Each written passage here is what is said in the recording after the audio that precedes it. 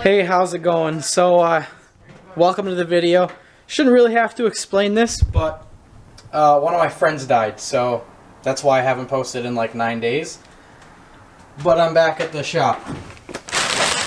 Yeah, so here's the block.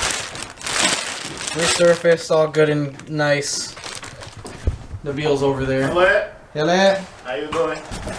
So really, all I'm gonna be able to do today is just put my crank and test fit rods and pistons. Maybe put them in. I don't know. I'm probably not gonna be gapping the rings yet, but I don't know. We'll figure it out. I gotta put the crank in first, though. Crankshaft basıyorsun sensor.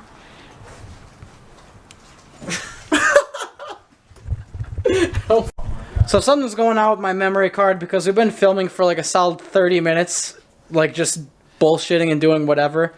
But it keeps saying memory card error, so I probably need a new memory card, which sucks because this one's very expensive. But I got the main caps on and stuff. Everything's, you know, down. I snugged everything up basically, just so I could, you know, turn the crank without it friggin' doing anything, because I want to put the rods and pistons in.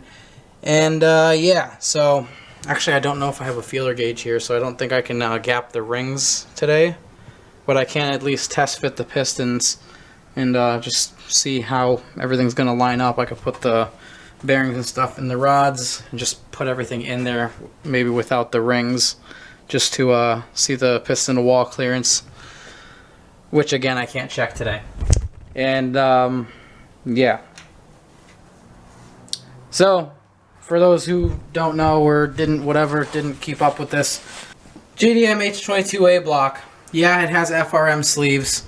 The sleeves, let me just reiterate, I've said it before, but I'll say it in this video. The sleeves are not fucking weak.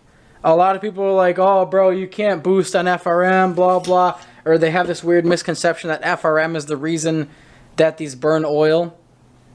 No, okay? Hondas burn oil because no one ever changes the damn valve seals. FRM sleeves, people have had better luck on FRM sleeves than on sleeved blocks. People have cracked Darton sleeves before they have cracked FRM sleeves with Mahle pistons, right? These blocks have taken 1200 horse, 1300 horse, bone stock. At least these. These are closed deck. Or an H22 A4, which also has FRM sleeves, but it's an open deck, but you can use a block guard or a block filler thing, and then you drill the coolant, whatever. Yeah. So, this is going to be a very capable engine. Obviously, I'm not fucking boosted, boys. I'm not going to be pushing it to that, but I will be making some power in the summer. As for right now, I just need this thing to drive around, so I'm chilling. I'm not trying to have, like, you know, 600 in the snow. I think that's a good number. I think this summer, I think 600 is a good number. 600, 700 would be a straight number for me. Even 4 or 5. I don't know. We'll see what it makes. But regardless, I just want to get these test fitted in here and just kind of give myself peace of mind and see if everything is good with this. So I'm going to flip this back over and yeah. So what I might have to do, I'm not 100% on it, but that does look, I don't know how much you guys can see right there, but it looks pretty freaking close. And that's a big rod. So I'm going to bolt one up, spin the crank, and see if, see what happens there, because like I said, it's a fucking big rod. If it doesn't hit that, I'll be surprised. So I might have to take the crank out and do a little bit of grinding in there, which I can't say I'm the most comfortable with, but I have no choice. And I know Ronnie just had to do it to the Subi engine. So link in description, max peating rods. Also, we're in the talks about doing F20B rods for a group buy, right? It's going to be cheaper than KS and Busy. So if you guys would be interested in that, comments or DM me. Yeah, the bearings are in if you guys couldn't tell. But okay, I'm gonna sink one of these slugs in there. I fucking hate when people call them that, but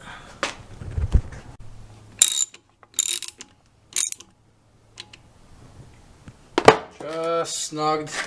And what I do with that so I don't over tighten it is I tighten it from right here instead of tightening from here where you have leverage. I do the same exact thing for valve cover like bolts so you don't strip them. Works every time. Now,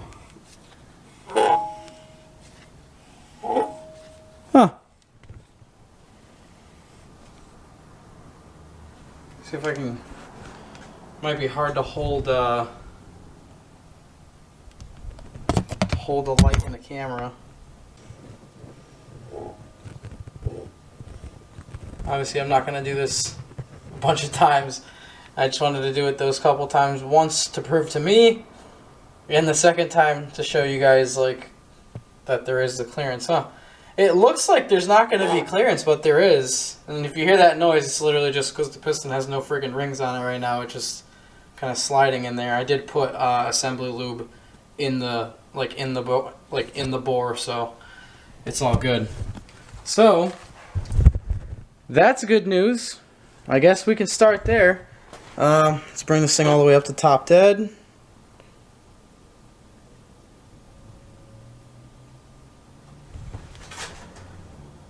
So when the rings are in it, even that out. There we go. That's top dead right there. Now getting this thing decked down, as you can see right here, when it's at max deck, like as far down as you can mill it, this thing right here will look just like this. It'll be shiny to let you know not to go down any farther. And this is with stock pistons. So when you do this, you bump compression up, but the thing is, if you look at these pistons, they're like dead flat, right? If you look at the stock pistons, this is a stock H22 piston. They have a little cone to them. These pistons are 10-5-1 or 11-1, one of those two. You guys can correct me on that. These are 10-1, but it's probably at like 10-1-1 right now.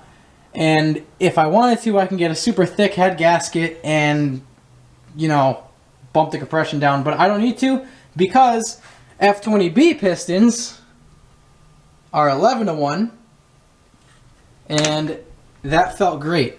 I want low end power. I could have went with a lower compression. I think, I'm not 100% sure, but I think I saw a 9-1 option. But when you get a 9-1 piston, you're just pretty much, people say that lower compression for boost is safer because you can run shit gas in it and it won't detonate because it's low compression. The higher compression you run, if any of you guys have like a dirt bike or especially a two-stroke dirt bike, if you get like a high compression head, you cannot run 93 anymore. You have to run race gas or it will, you know, detonate like a son of a bitch and it'll hurt your rings, hurt your engine, and blow it up, all that good stuff. I want 10-1, which is like in the middle, I would say. It's a little bit lower than the stock, but it's not low like a 9-1. Perfect middle ground. And seems to fit friggin' dandy in there. It barely moves. I mean, the piston to wall clearance on these, from like on the box it says is, I'm pretty sure it's 0.002. Yeah, piston to wall clearance. Piston to wall clearance, that's this right here, 0.002. So very close to the wall. So anyways, like I said, I don't really have anything else to say, but let me just close this off by saying why I haven't been posting. I thought people would see the Instagram post and kind of be like, okay, like I said this earlier in the video, but just to be quick and sum this up, never been to a funeral before, never seen a dead body before, never had a friend die before. Yeah, and then that happened. So I have not been in the right mindset, and I'm still not in the right mindset to be filming.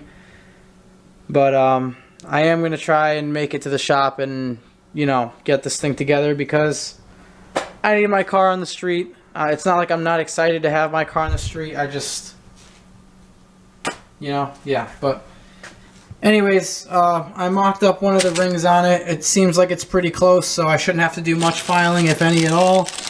But I will be showing you guys the measurements on camera. But sadly, I do not have I do not have a feeler gauge, so I'm going to have to postpone this. But this being the first video of me putting anything together in this block, everything like you saw is everything is resurfaced. The only dent left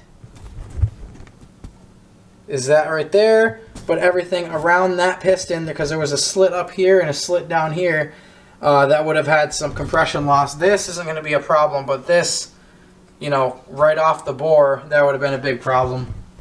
Like I said, I hope you guys enjoyed. I'm pretty hyped to get working on this thing, and she's going to rip. But I will try my very best to make a new video soon. Like I said, I just have to get to the shop, and yeah, I have to do, you know, a couple things here and there, and this block should be able to go into the Prelude. Ronnie might be bringing the Prelude here because he offered. I was going to do it at my house, but because, you know, he offered, I'm going to be like, all right, you know, why am I not going to say yeah to that? Because at least in here, I don't have to worry about it being in front of my house. And if it snows, that's going to suck. So Ronnie got a new winch for his trailer. I think he just wants to try it out. But yeah, so we will leave this as is for now. We'll be back, don't worry. And I will try to do it as soon as I can. Just please understand that if any of you guys have, you know, gone through a similar loss or anything, I know people have it a lot worse than me. Like I said, I've never even been to a funeral before. Wake, nothing. None of my family members that I know have died. So this kind of fucked me up. So, naturally, didn't really want to film myself making videos when I was in this kind of mood, and I still am. I'm just trying to be okay for, you know, for you guys, because I'm not trying to... I'm going to stop explaining, guys. Catch you guys in the next video. Peace out.